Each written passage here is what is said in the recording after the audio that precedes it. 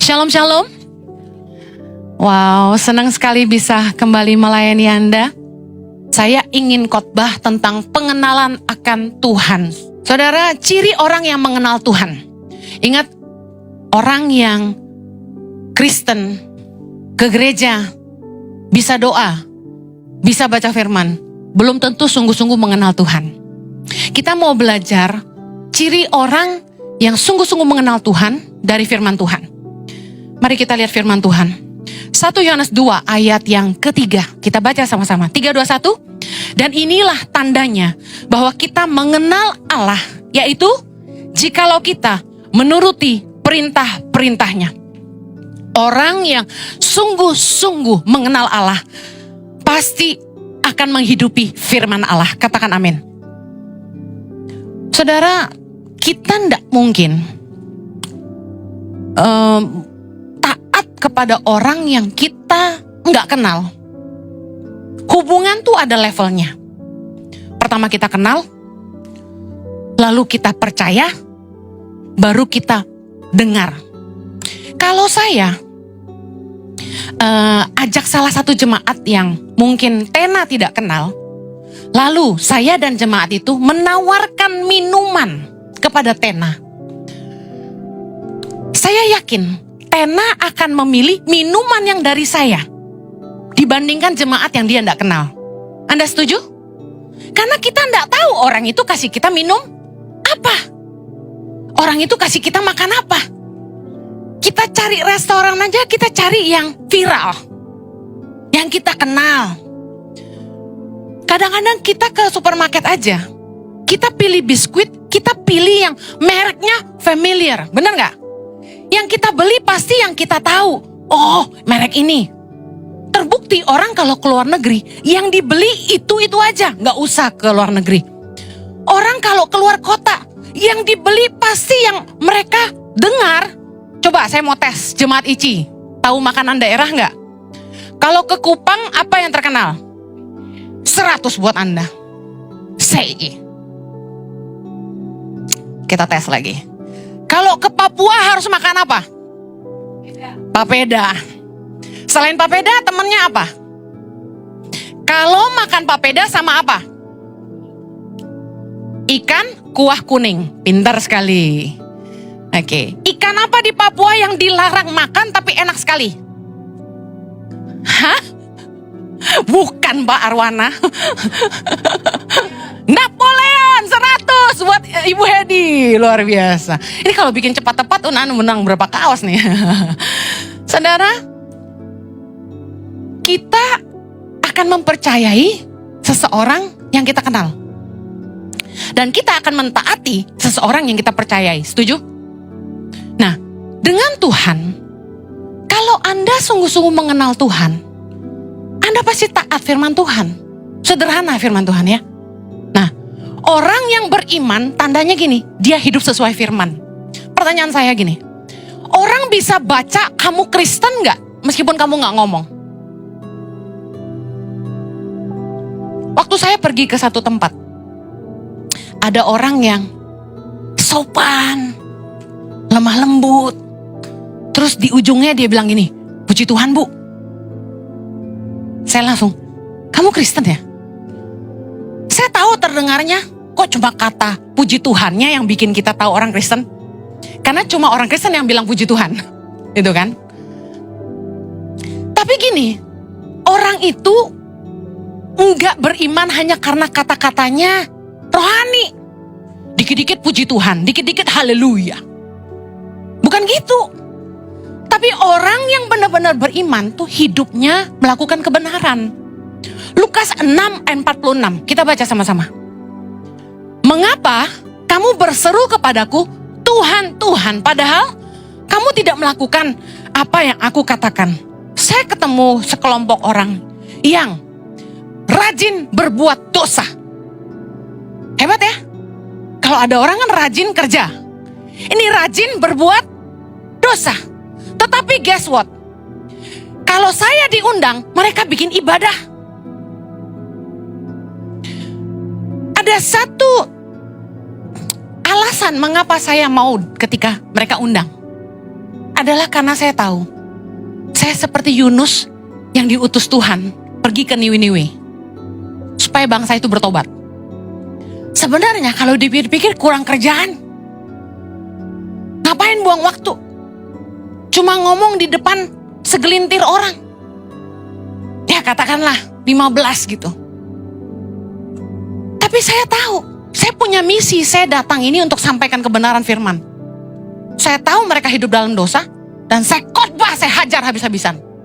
Kan Ibu Heni terkenal kalau khotbah? Udah, jangan ada dusta di antara kita.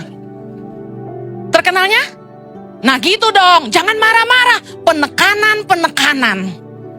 Bukan marah, tapi penekanan. Tegas gitu loh. Masa marah? Karena perempuan tuh sopran kan, suaranya tinggi melengking. Padahal saya gak marah loh. Saya tuh ngomong baik-baik dengan penuh semangat. Tapi terdengar marah. Anyway, saya gak pandang dia siapa. Mau dia kaya, mau dia orang hebat, gue sikat.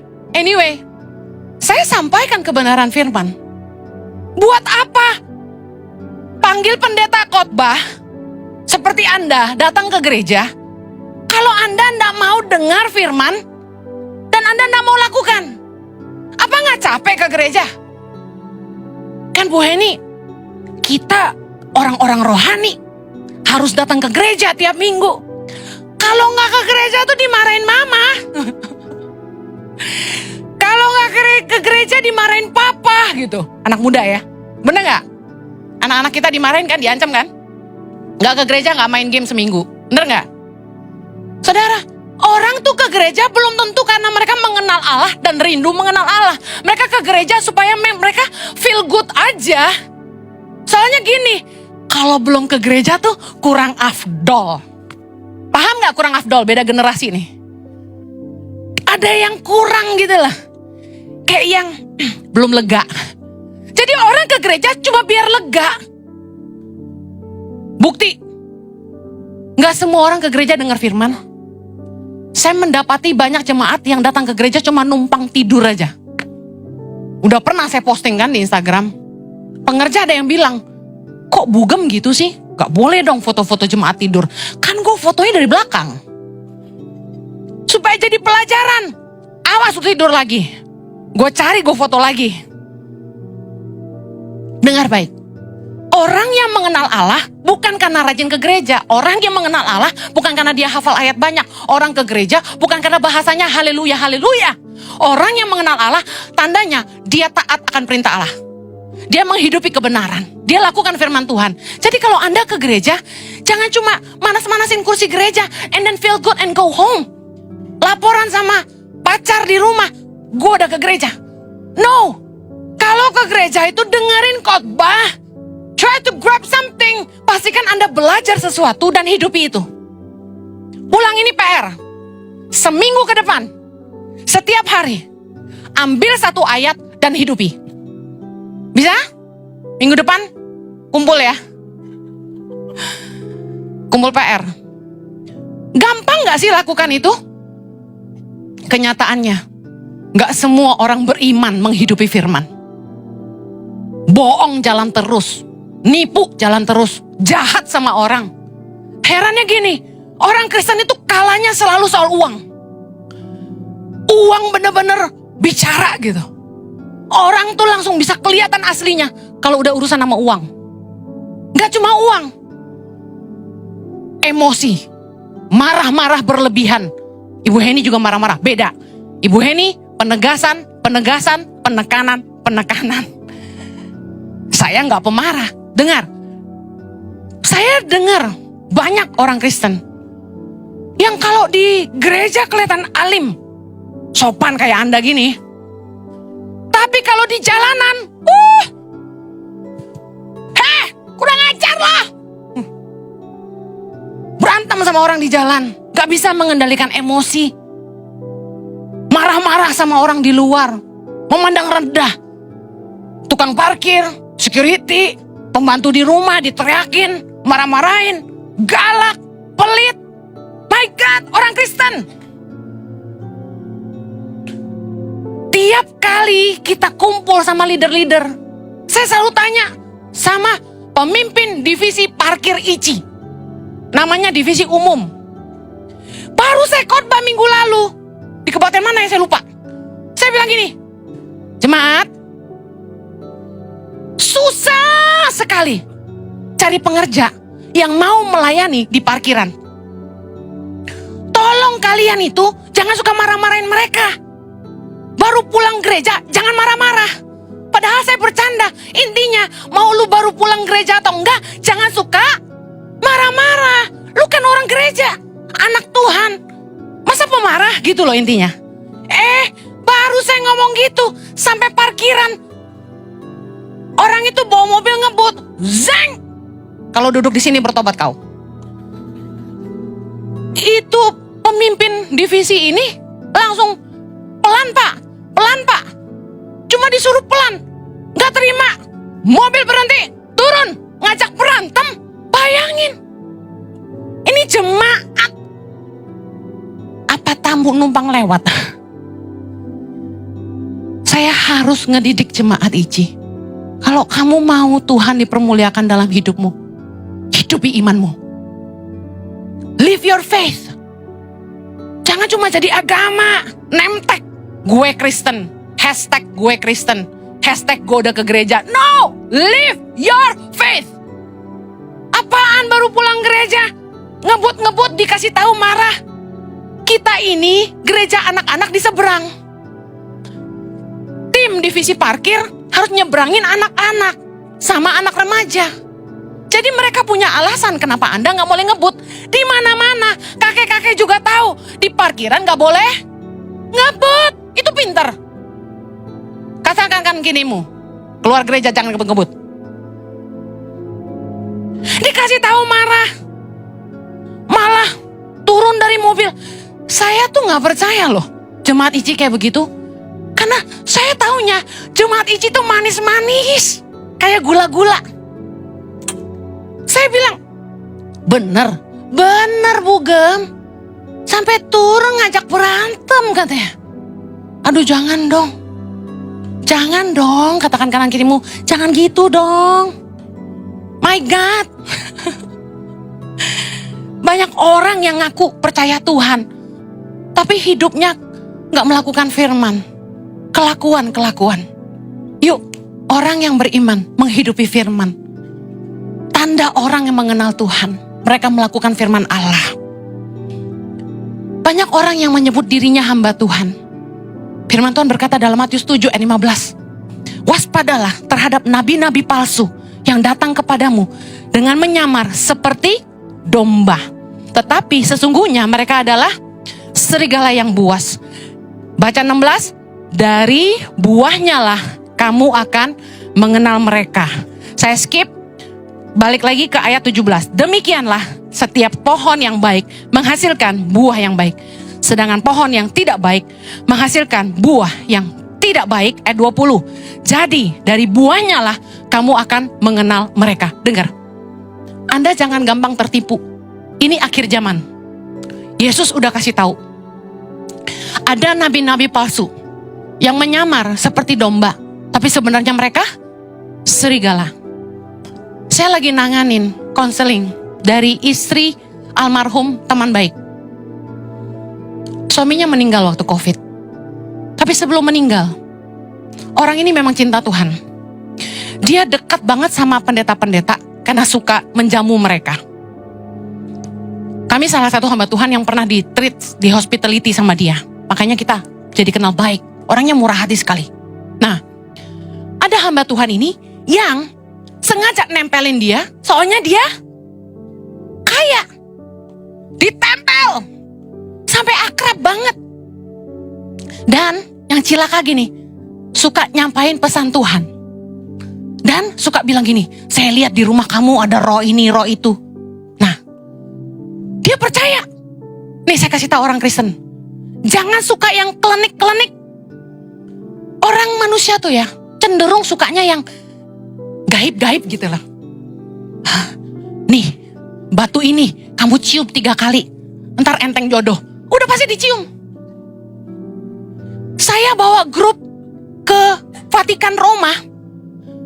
tour guide cerita, di dalam gereja Vatikan ada patung Rasul Petrus dari perunggu. Itu jemaat, kalau pegang kakinya, doanya bisa dijawab. Tebak, satu bus nanya, patungnya di mana? Udah jangan munafik, rata-rata tuh pada percaya.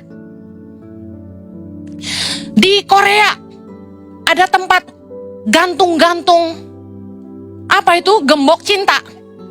Apa tuh, nanti kalau gantung itu bisa apa? Eneng jodoh. Kamu udah dapat jodoh? Udah gantung kunci kan kemarin? Saya kasih tahu, nggak cuma di situ. Banyak di beberapa negara ada tempat gantung-gantung gembok. Di Paris lah katanya ada ya. Terus di Turki ada lagi. Nah, saya bilang gini, manusia itu rata-rata memang suka yang begini-begini.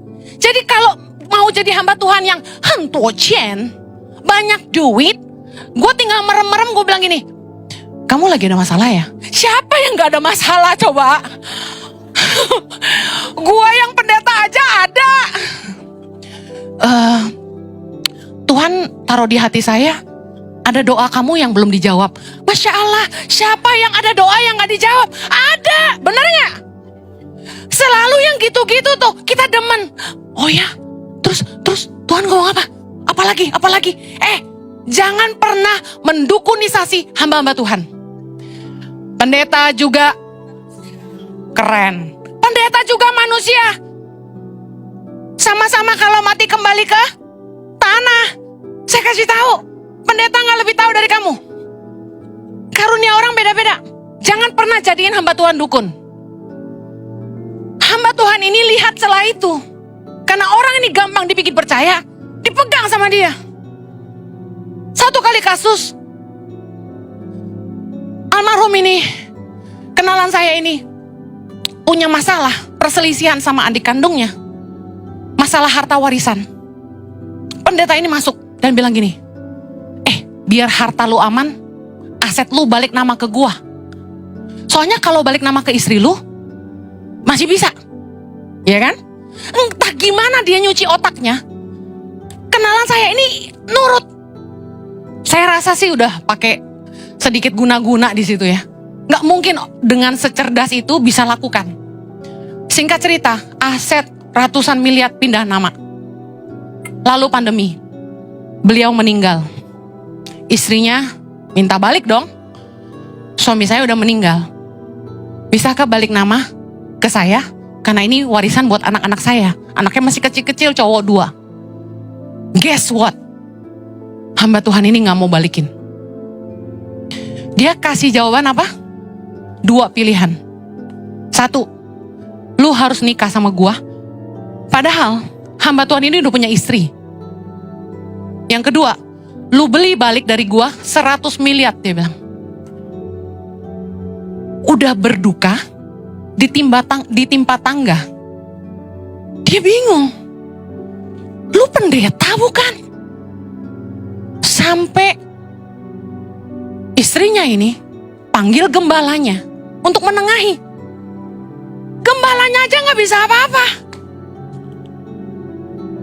Hamba Tuhan ini bilang begini, gue bukan pendeta ya, gue penginjil. Bayangin. Dan gembalanya bilang, ya biar penginjil kamu juga hamba Tuhan. Saya ditelepon sama istrinya ini. Ci, dia nangis, dia cerita sama saya. Tolong saya Ci, dia bilang. Cici kenal gak sama orang ini? Saya kasih tahu. Orang ini kontak kita terus, minta diundang di sini.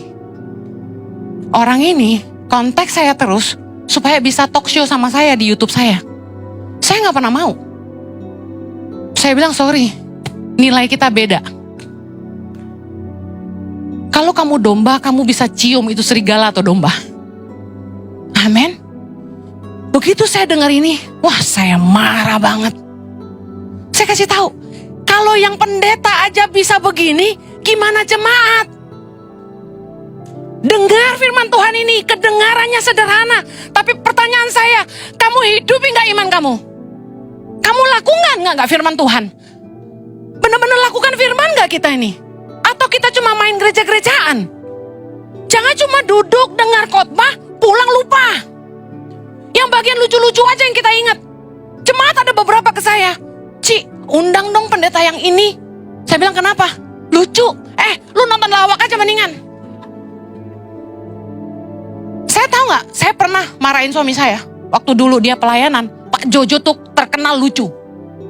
Dan paling jago akrobat. Siapa di sini yang pernah lihat Pak Jojo lompat-lompat?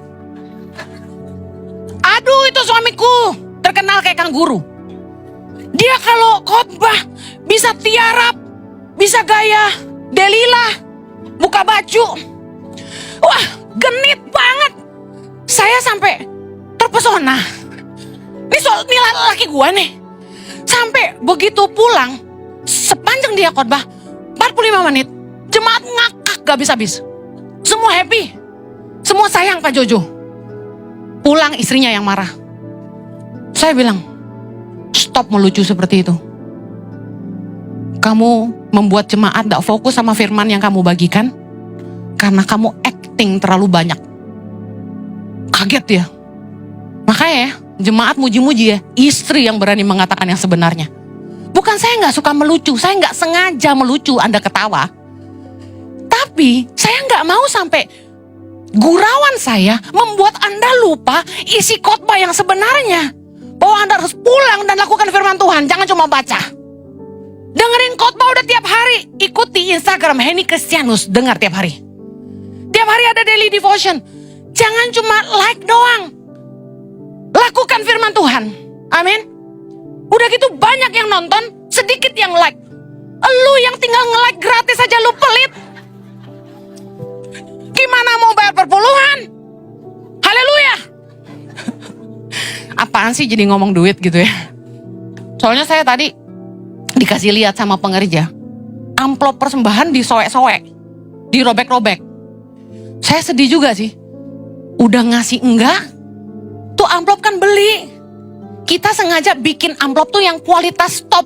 Kenapa? Biar pakai lagi, biar nggak beli terus. Udah yang ngasih nggak banyak, dirobek lagi. Ada yang ngisi bon-bon restoran, ada yang ngisi tisu bekas.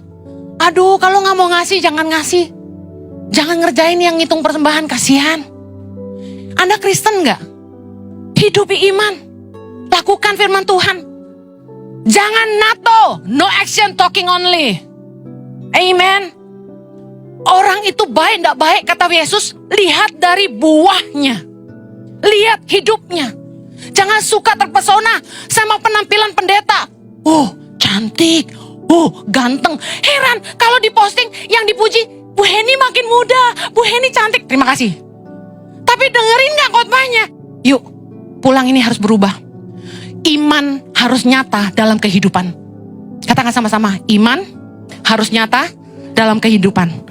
Iman bukan hanya diperkatakan, tapi harus nyata dalam tindakan. Yakobus 2 ayat 14, kita baca sama-sama. Apakah gunanya, saudara-saudaraku, jika seorang mengatakan bahwa ia mempunyai iman, padahal ia tidak mempunyai perbuatan? Dapatkah iman itu menyelamatkan dia? Ayat 17. Demikian juga halnya dengan iman. Jika iman itu tidak disertai perbuatan, maka iman itu pada hakikatnya adalah mati. Jangan sampai orang gak bisa lihat hidupmu sebagai orang Kristen. Kita gak usah promosi, gue Kristen loh.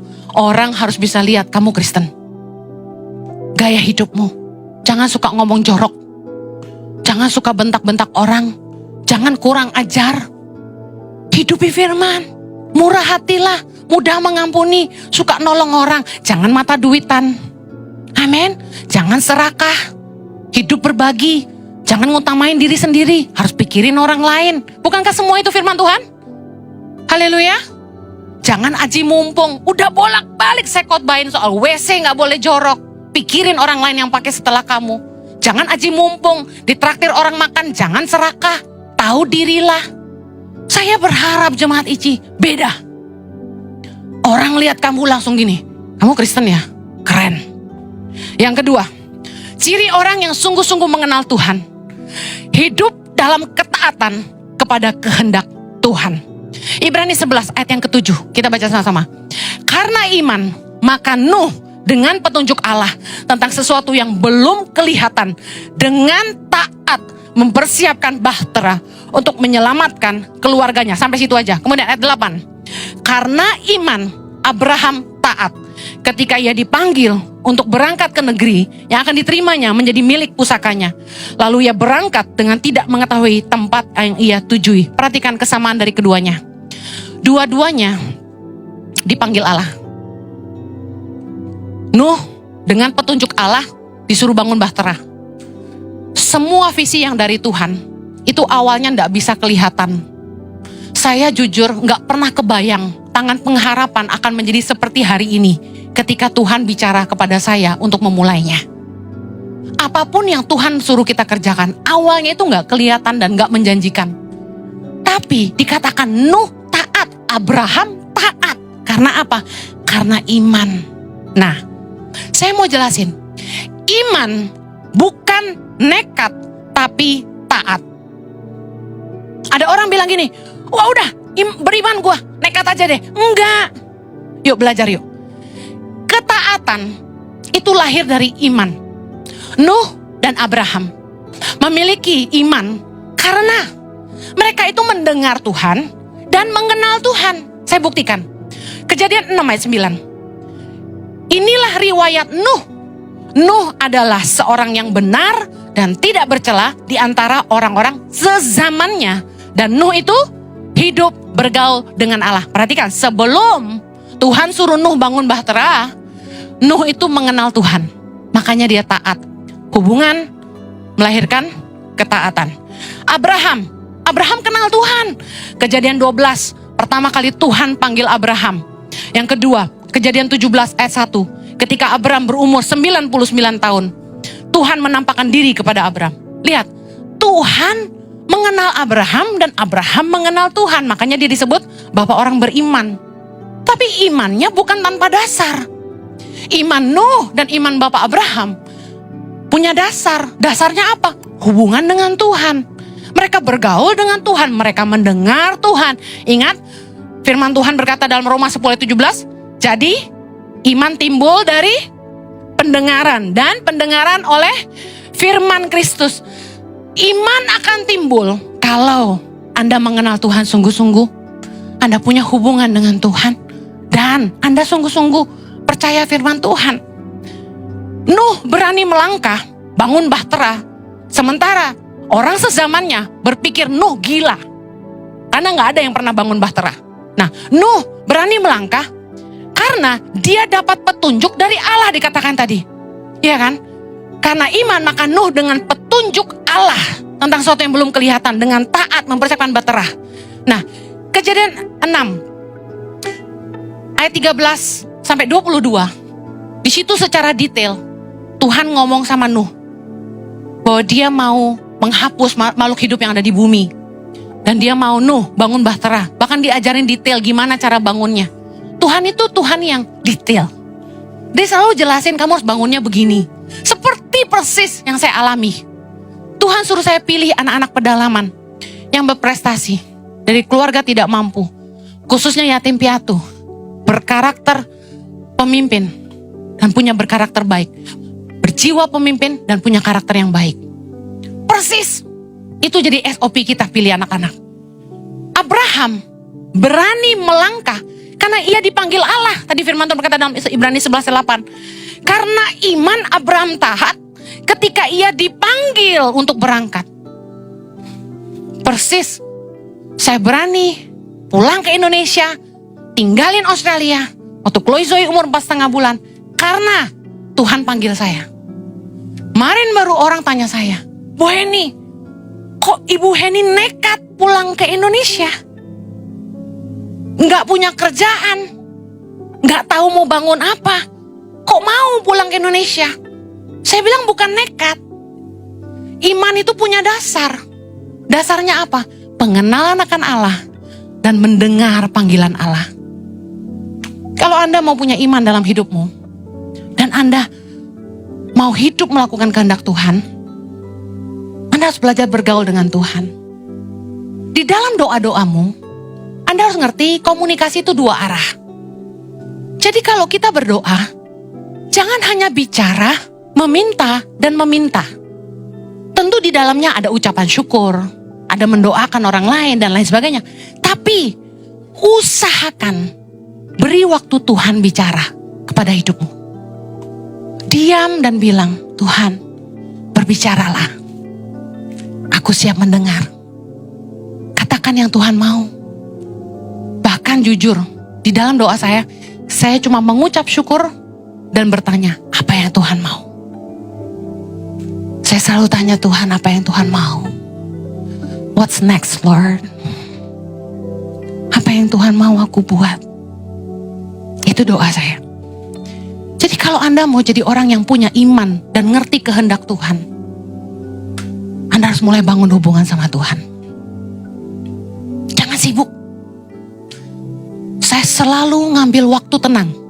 Tadi meeting tadi siang, ada yang tanya sama saya, do you have me time? Ngerti me time? Do you have me time? Saya ketawa, saya langsung bilang gini, saya orang yang selalu punya me time. Kalau saya udah siapin firman seharian, gak selalu ya, tapi salah satunya.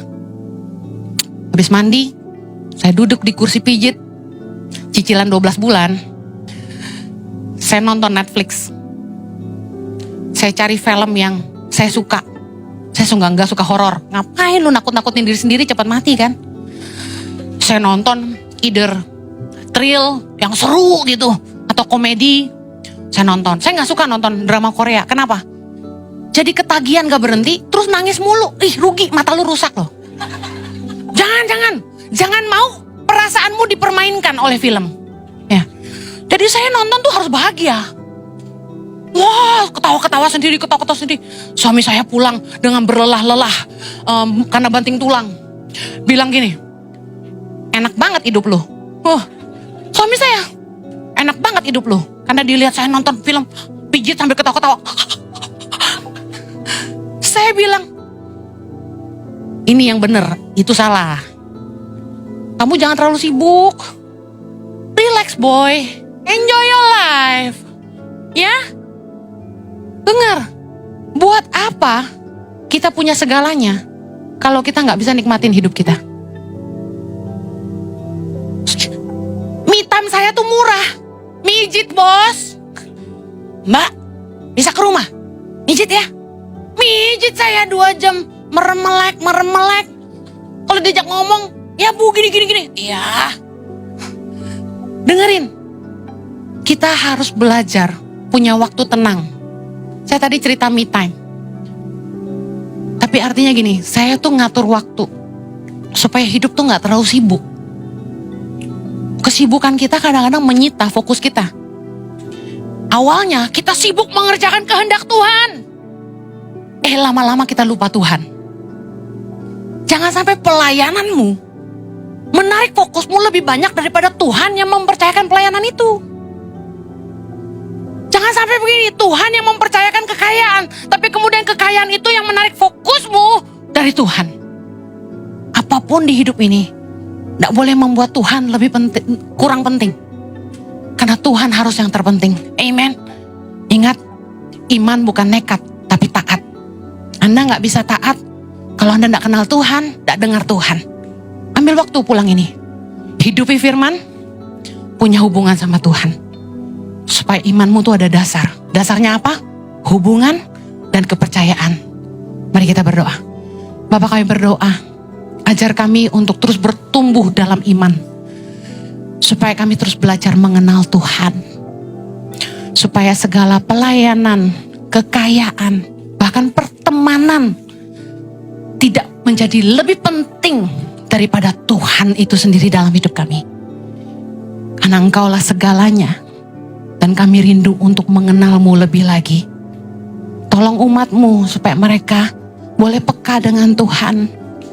Ketika mereka datang sama Tuhan dan bertanya Tuhan, berbicaralah buat mereka. Temuilah mereka Tuhan. Yuk yang rindu ketemu Tuhan bilang, Tuhan buka telinga rohaniku. Aku rindu dengar suara-Mu. Bicara buat hidupku apa yang Tuhan mau. Aku rindu mengenal-Mu. Di dalam nama Yesus. Amen. Have a blessed Sunday. God bless you. Dalam perjalanan hidup manusia, ada satu pertanyaan yang terus menggema di hati setiap insan. Siapa yang menciptakan aku? Untuk apa aku hidup? Pertanyaan ini membawa manusia kepada satu titik pencarian, sebuah kerinduan akan jawabannya lebih tinggi dari sekedar logika dan dunia yang tampak. Di sanalah awal mula pengenalan akan Tuhan dimulai. Tuhan bukan sekedar konsep atau nama yang diwariskan dari tradisi. Ia adalah sumber dari segala kehidupan, penggerak segala sesuatu yang ada, dalam keheningan malam, dalam bisikan angin, dalam keajaiban kelahiran dan kematian. Tuhan menyatakan dirinya dalam ciptaan. Namun lebih dari itu, ia ingin dikenal secara pribadi, dijumpai dalam hati yang terbuka dan jiwa yang merindukan. Pengenalan akan Tuhan bukan tentang seberapa banyak kita tahu, tetapi seberapa dalam kita mengalaminya. Ia bukan hanya untuk dipahami, tapi untuk diimani, dicintai, dan dihidupi. Dalam relasi dengannya, manusia menemukan jati dirinya, arah hidupnya, dan kedamaian yang tak tergoyahkan. Mengenal Tuhan adalah awal dari kebijaksanaan, dan dalam setiap langkah menujunya, manusia belajar bahwa Tuhan bukan jauh, Tuhan bukan asing, melainkan dekat, bahkan lebih dekat dari nafas itu sendiri. Tuhan Yesus memberkati.